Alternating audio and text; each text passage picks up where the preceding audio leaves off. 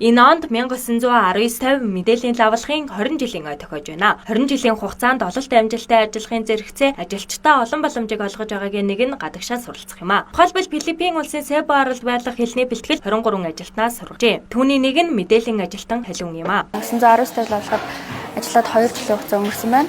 Миний хувьд 1919-д лавлахад яагаад ажилд орсон бэ гэхэд суралцахын хажуугаар ажиллах боломжтой байсан. Ер нь бол ажлын хажуугаар чөлөө цаг ихтэй болохоор өөрийгөө хөгжүүлэх болон өөрийнхөө боловсролд анхаарах цаг зав гаргыг надад таалагдсан.